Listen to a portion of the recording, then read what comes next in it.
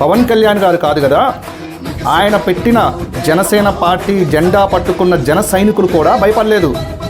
పవన్ కళ్యాణ్ గారు లేటెస్ట్గా Janasena party general body సమావేశంలో మాట్లాడిన ఒక ముక్కని కట్ చేసేసి వైసీపీ వాళ్ళు రెండు రకాలుగా చిత్రీకరిస్తున్నారు. ఒకటి, పవన్ కళ్యాణ్ గారు భయపడ్డారంట. రెండు, పవన్ కళ్యాణ్ గారు మాట మార్చారంటున్నారు. పవన్ కళ్యాణ్ గారు మాట మార్చారా లేదా అనేది ఈ వీడియో చూస్తే అర్థమవుతుంది, తర్వాత చూద్దాము. ఇక పవన్ కళ్యాణ్ గారు భయపడ్డారా లేదా అనే దాని గురించి మాట్లాడుకుందాము.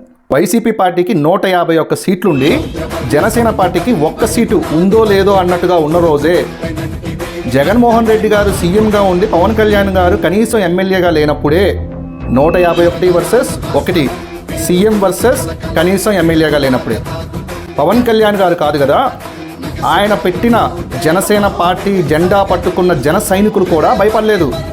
అటువంటిది ఈరోజు మీకు 11 సీట్లు అయితే ఆయనకి 21 సీట్లు, డిప్యూటీ సీఎంగా ఉన్నారు.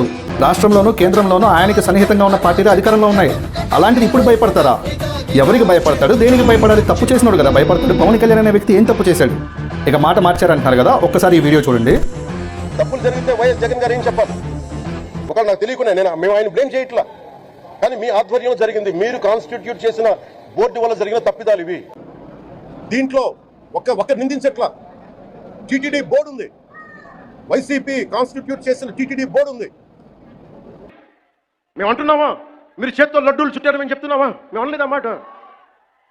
తిరుపతి ప్రసాదంలో కూర్చొని గత ముఖ్యమంత్రి కూర్చొని లడ్డూలు చేశారు, మీరు అపవిత్రం చేశారని మేము మాట్లాడట్లా.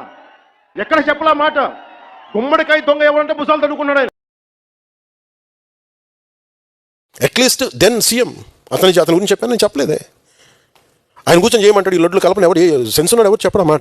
చూశారు కదా, పవన్ కళ్యాణ్ గారు మొదటి నుంచి చెప్తుంది ఏంటంటే, అయ్యా జగన్మోహన్ రెడ్డి గారు మీరు ముఖ్యమంత్రి స్థాయిలో ఉన్నారు, ప్రతి అవినీతి అన్యాయాలు మీ దాకా రావు, మీకు తెలిసి జరుగుతాయని మేము అనట్లేదు, కానీ ఇక్కడ ఏదో జరిగింది, దాని మీద మీరు మాట్లాడండి, మీరు వెనకేసుకొని రావద్దు, ఒకవేళ వెనకేసుకుని వస్తే అది మీకు కూడా అంటుతుంది అని అన్నారు. కానీ అది మీరు అర్థం చేసుకోరు కదా.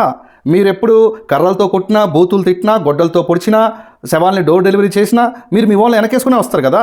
అది మీకు అంటుతుందని తెలిసినా కానీ మీరు అర్థం చేసుకోరు కదా. ఏదో సోషల్ మీడియాలో 4 ఎడిటెడ్ వీడియోలు వేసుకుని అదేదో అంటారు కదా, భావ సంతృప్తి చెందుతామని అనుకుంటే అది మీ ఇష్టం.